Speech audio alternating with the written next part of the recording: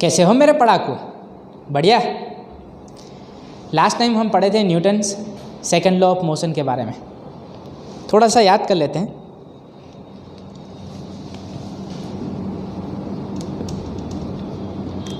Newton's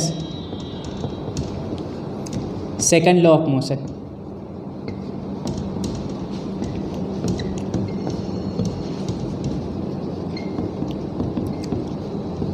What is the Newton's second law of motion? The rate of change of momentum of a body is directly proportional to applied force and is in the direction of applied force. So we can write F vector is equal to delta P vector by delta T, right? When we take time interval to be small, at that time this F vector can be written as dp vector by dt. Using this relation we have obtained another formula of force, that is F vector is equal to ma vector. Force acting on a body is equal to mass of that body into acceleration a vector. So F vector is equal to ma vector. इतना हम पढ़े थे। अब discuss करने हैं कुछ important points, some important points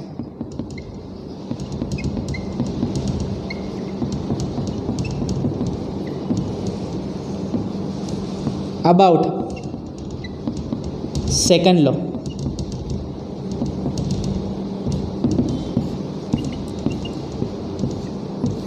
Some important points about second law.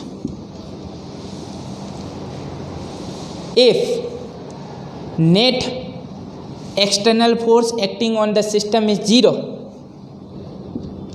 if F vector is equal to 0, then acceleration of the body will be zero. यहाँ पे एफ जीरो रख दो तो मास तो जीरो हो सकता है नहीं है, तो कौन जीरो होगा? Acceleration. Then a vector is equal to zero, body का कुछ तो मास होगा। If F vector is equal to zero then a vector is equal to zero. It indicates that second law is consistent with first law.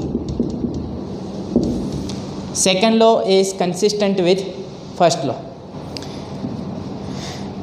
तो क्योंकि first law भी क्या बोलता है?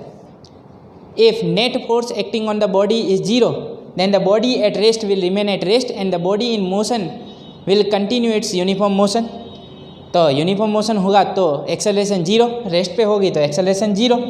It means second law is consistent with first law. Second law पे से भी force zero डाल दें तो एक्सेलरेशन क्या मिल रहा है? जीरो। क्या ठीक? Second, this Newton second law of motion is vector law. Actually we can't say it is vector law, but here why we are saying that Newton's second law is vector law? Because here we get the relation between three vector quantities, F vector is equal to ma vector and F vector is equal to rate of change of momentum dp vector by dt. Therefore here we can write this force into three components. Fx is equal to dpx by dt is equal to max. Because we have vector, then it can have two or three components. If we are considering motion in three dimension, then it will have three components. So here fx is equal to dpx by dt is equal to max.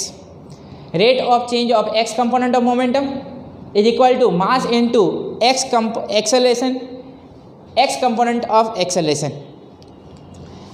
fy क्या बने? fy is equal to dpy by dt. Rate of change of y component of momentum is equal to mass into y component of acceleration. Same way fz क्या मिले? dpz by dt is equal to maz. क्या ठीक? This way we can find three components of force. तो fx, fy, fz मिल जाएगा। Net force लिखना है तो क्या बनेगा? F factor is equal to F X I cap plus F Y J cap plus F Z K cap. क्या ठीक? If F vector is not parallel to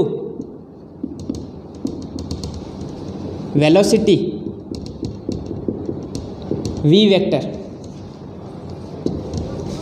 then what will happen? If F vector is not parallel to velocity v vector, then what will happen? The component of velocity along the direction of force will change. Then component of velocity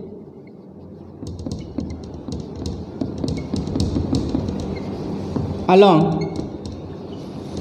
the direction of force will change, but the component of velocity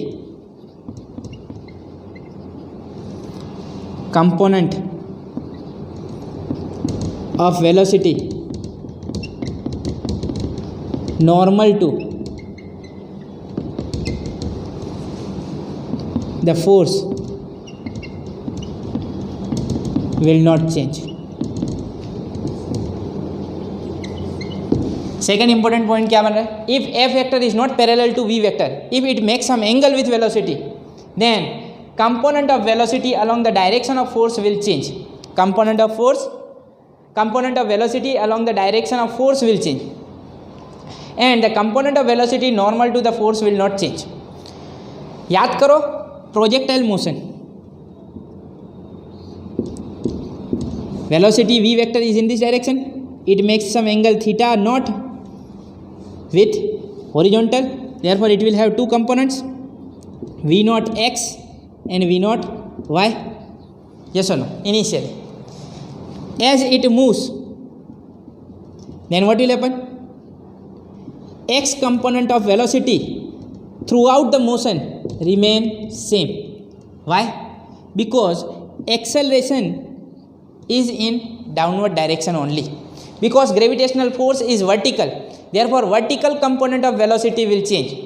When we neglect the air resistance, at that time we have to consider only the effect of gravitational force, and gravitational force that is vertically downward, therefore vertical component of velocity will change, but horizontal component of velocity will remain same, because horizontal component of velocity is normal to the force और इसके बीच में angle क्या बनेगा? 90 degree. Yes और no? नीचे की तरफ force लग रहा है mg, that is gravitational force that is in downward direction, angle between them that is 90 degree. Therefore the component of velocity normal to the force will not change, therefore this x component of velocity remain same throughout the motion. Only y component of velocity will change. Here vy that is 0, याद है? यहाँ पे vy 0 हो जाता है, यहाँ पे vy की value minus v not y हो जाएगी. क्या ठीक? Therefore y component of velocity will change, because that is in the direction of force. We have vertical force and this is vertical velocity, therefore vertical component of velocity will change and horizontal component of velocity will not change. तो ये हो गया हमारा second important point. Third important point पे आ जाएं तो third important point क्या बोलते हैं? Third important point, when we consider force acting on a particle, if we take F vector, that is the net force acting on a particle,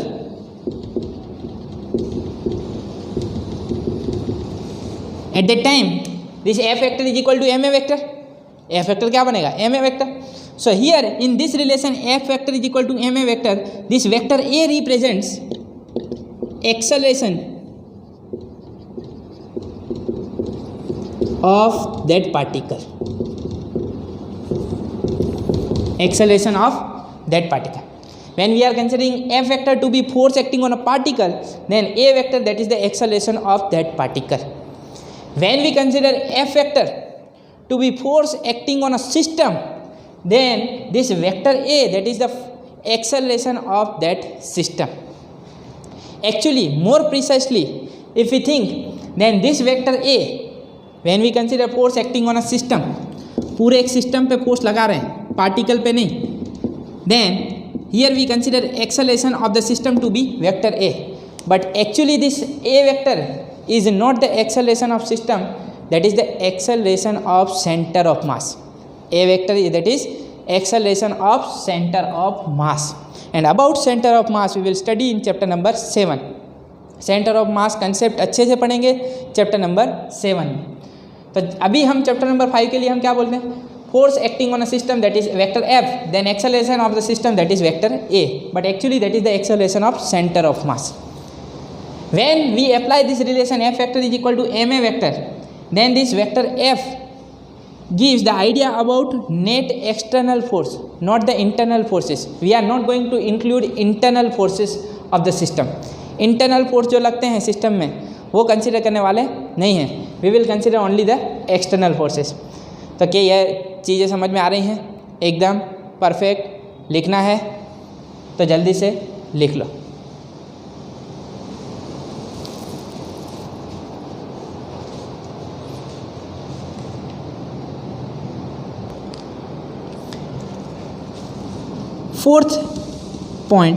fourth important point about Newton's second law of motion, that is this relation F vector is equal to ma vector is a local relation. F vector is equal to ma vector, that is the local relation. Local relation means what? When we consider force acting on any object at particular time, then it will give you acceleration of that object at that time only. If we consider force acting on any object at any instant, then it will give you idea about acceleration of that object at that instant only. It means acceleration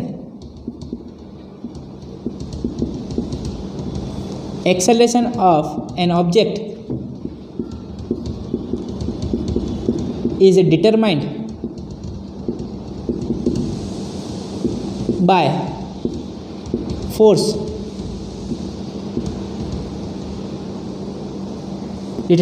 by force at any instant and not by history of motion. इसका मतलब क्या है? Acceleration of an object is determined by force at any instant and not by history of motion. इसके लिए एक बढ़िया example दिया हुआ है हमारी एनसीईआरटी टेक्स्ट बुक में. इसका मतलब क्या है? मान लो कि कोई पर्सन ट्रेन में जा रहा है, तो ट्रेन में जा रहा है और उसके हाथ में बॉल है. तो अगर ट्रेन की वेलोसिटी चेंज हो रही है, मतलब ट्रेन एक्सेलरेटेड मोशन में, और उसका एक्सेलरेशन कैसा होगा? Horizontal acceleration.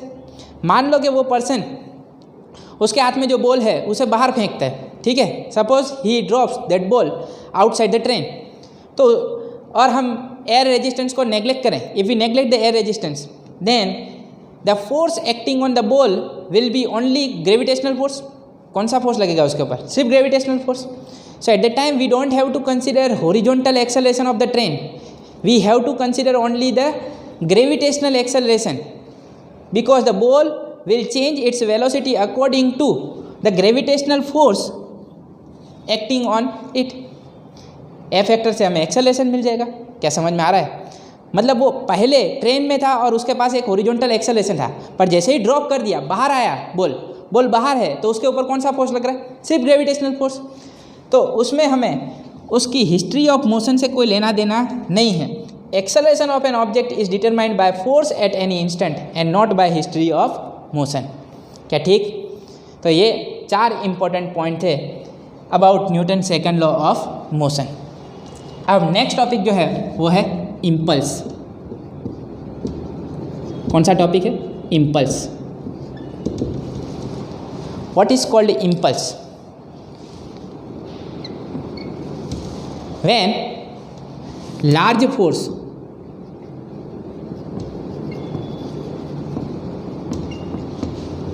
acts on a body for short time, then it results in change in momentum of that body.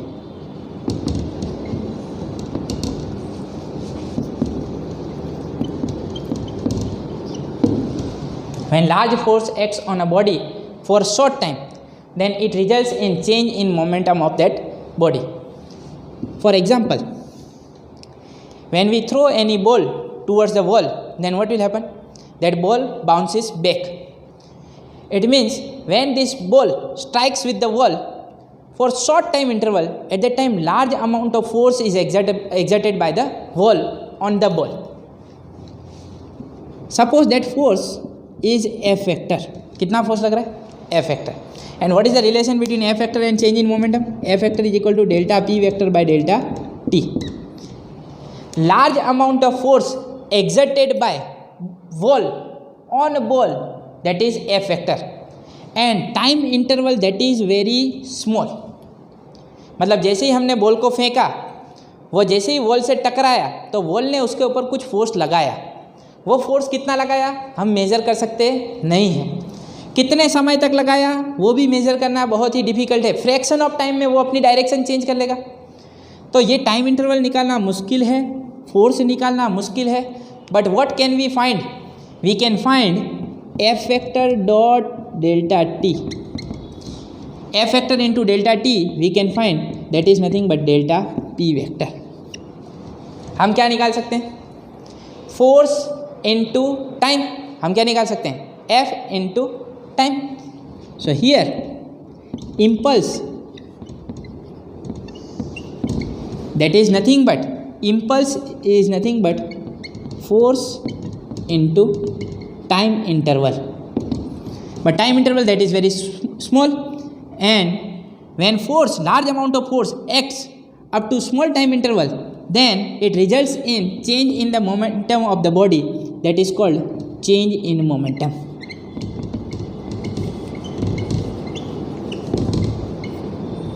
So actually impulse is nothing but change in momentum, but this concept we are going to use when large force acts on a body for short time. जब बड़ा force लगेगा, कुछ छोटा सा time interval होगा हमारे पास, तब हम ये कंसेप्ट लगाते हैं इम्पल्स. हम फोर्स नहीं मेजर कर सकते. चेंज इन टाइम कितने समय तक लगा वो नहीं निकाल सकते, टाइम इंटरवल नहीं निकाल सकते. हम क्या निकाल सकते हैं? Change in momentum. तो हम निकालते हैं चेंज इन मोमेंटम, और उससे हमें मिल जाता है फोर्स इनटू टाइम. इसका प्रोडक्ट हमें मिल जाता है, जिसे हमने क्या बोला? Impulse. So impulse is the new physical quantity for you. Impulse that is vector quantity. Impulse that is vector quantity. So impulse I vector is equal to F vector dot delta T. You can say I vector is equal to delta P vector, change in momentum. So impulse that is vector quantity. When large force acts on a body for short time, then it results in change in momentum of that body, and it is called impulsive force. उसे क्या बोला जाता है? Impulsive force. When force acts on a body, large force acts on a body for short time interval, then that force is called impulsive force. Right? ये word आप लोगों ने सुना भी होगा, इम्पल्स. राइट? तो इम्पल्सिव फोर्स मतलब क्या है? जब बड़ा फोर्स लग रहा हो, अच्छा खासा फोर्स लग रहा हो, जिसकी वजह से कोई भी ऑब्जेक्ट है उसकी मोमेंटम चेंज हो रहा है. तो मोमेंटम में जो चेंज आ रहा है वो किसकी वजह से आ रहा है? इस फोर्स की वजह से. इतनी देर तक तो लग रहा नहीं है, बिल्कुल छोटे से टाइम इंटरवल के लिए लग रहा है, फिर भी मोमेंटम चेंज हो रही है. इसलिए यहाँ पे हमने नई फिजिकल क्वांटिटी डिफाइन की, जिसे बोला गया इम्पल्स. क्या ठीक समझ में आ रहा है? एकदम परफेक्ट. लिखना है जल्दी से लिख लो.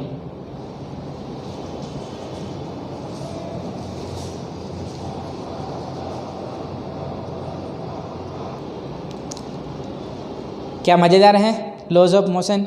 मज़ा आ रहा है? ऐसा लग रहा होगा पूरा थियोरेटिकल है सर. काफ़ी देर से आप थियरी ही पढ़ाए जा रहे हो.